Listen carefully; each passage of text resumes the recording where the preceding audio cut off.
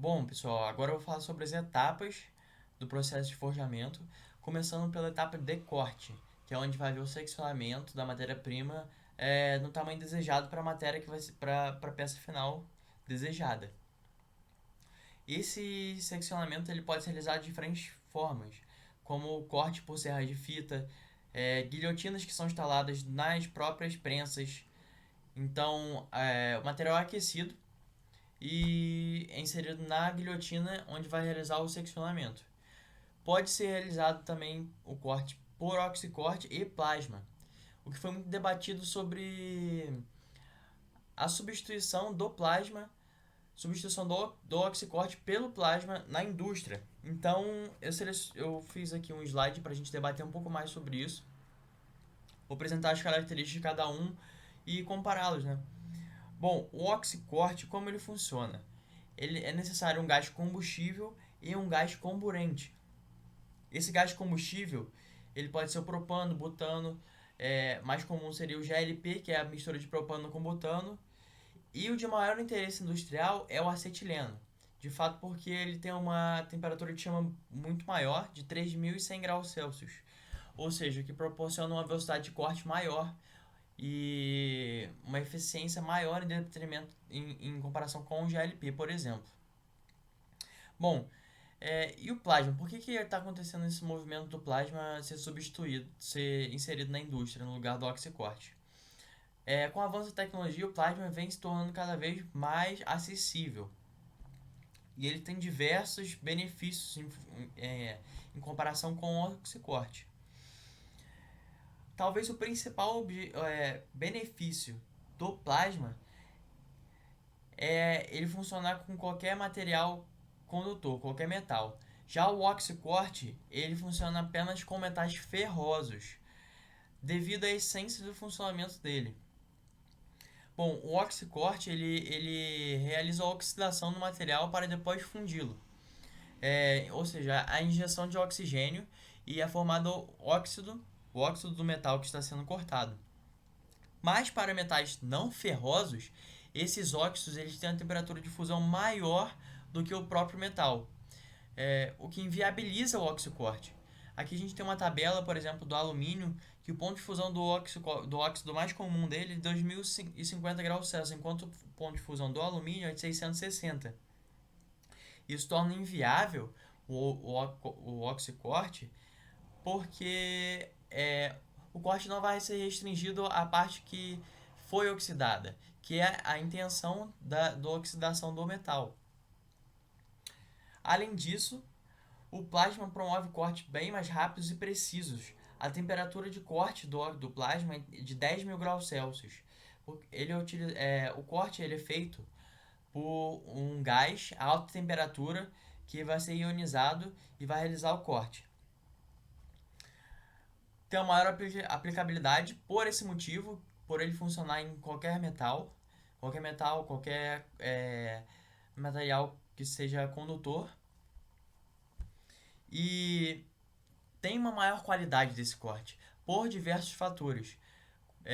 Vou pontuar alguns deles aqui, como a área afetada de corte, que vai ser a área onde vai ser as propriedades mecânicas do material vão ser modificadas pelo aquecimento. No plasma isso é bem menor do que no oxicorte, pela velocidade de corte do plasma ser maior. Então a área afetada vai ser bem menor. A área de Kef, que é a fenda que abre durante o corte, no plasma também é significativamente menor.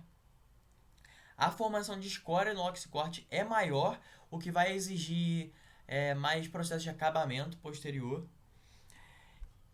Além disso, no plasma tem alguns benefícios como está retratado aqui na figura. É possível cortar placas que estejam empilhadas, enquanto no oxicorte isso é praticamente impossível. Temos aqui também uma tabela de comparação de operação de corte entre plasma e oxicorte em dólar americano por hora dividido pelo número de peças. Por o plasma ter uma velocidade de corte bem maior, o plasma vai ter um custo de 13 cents, enquanto o oxicorte de 25 cents.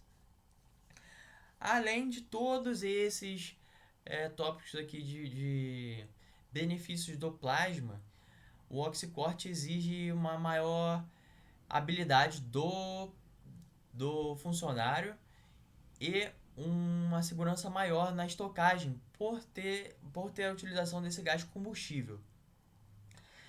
Mas ainda uma característica do oxicorte que faz ele permanecer na indústria, principalmente no forjamento, que ele pode fazer cortes que superam os 500 milímetros de profundidade, enquanto o plasma ainda é utilizado apenas para 160 milímetros. E então, em casos de peças como o crankshaft, é necessário o oxicorte, é, majoritariamente feito por acetileno, devido a essa capacidade de corte bem profunda. Posterior ao corte vem o aquecimento, né? E essa etapa de aquecimento, ela é exclusiva do trabalho a quente. E nesse aquecimento, a peça ela vai ser inserida nesses fornos. Esses fornos são elétricos ou movidos a gás. Posterior a esse processo de aquecimento, vem a etapa de forjamento. O forjamento ele vai depender das configurações da peça, do material e da temperatura de trabalho, né? Então, como eu disse anteriormente, vai haver a seleção do martelamento, da martelagem ou da prensagem. Logo depois vem resfriamento. E essa etapa ela é decisiva para as propriedades mecânicas que você quer manter no material após o processo de aquecimento e forjamento. Se for desejável que o material ele tenha um grau de dureza menor, um encurvamento menor, então esse material geralmente ele vai ser resfriado à temperatura ambiente para que haja uma recuperação, um crescimento desses grãos que foram modificados e refinados no trabalho a quente. Já se for necessário uma peça com grau de dureza maior, com um refino de grão maior, então essa peça ela deve ser resfriada mais rapidamente por imersão em óleo. Esses óleos eles podem ser minerais ou provenientes do petróleo, e se tem um grande estudo hoje em dia sobre a utilização de óleos vegetais, tanto por esse lado da sustentabilidade, por esses óleos serem mais degradáveis, né? E tem se observado um aspecto muito bom nesses óleos, que é uma eficiência maior na troca de calor. Esse resfriamento é dividido geralmente em 3 etapas, que é a formação do filme, quando esse filme de vapor, quando essa peça é logo inserida nesse fluido, a etapa de borbulha, e a terceira etapa que é de convecção, troca de calor por convecção, que é a mais eficiente. E nos óleos vegetais, essa etapa é majoritária. As etapas anteriores elas são bem curtas, então promove uma eficiência melhor de troca de calor, uma troca de calor mais rápida.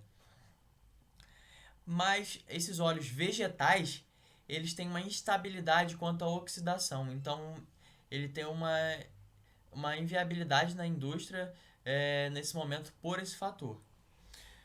Após o resfriamento vem o corte de rebarba, que é exclusivo das matrizes fechadas, porque na matriz aberta, como eu disse anteriormente, não há essa restrição para escorrimento de material. Então não há essa formação de rebarba. Então nesse processo de corte de rebarba vai ser eliminada essa rebarba por meio de um arrancamento dessa rebarba. Então essa peça estará pronta em termos de forjamento e posteriormente vai sofrer alguns processos de fabricação.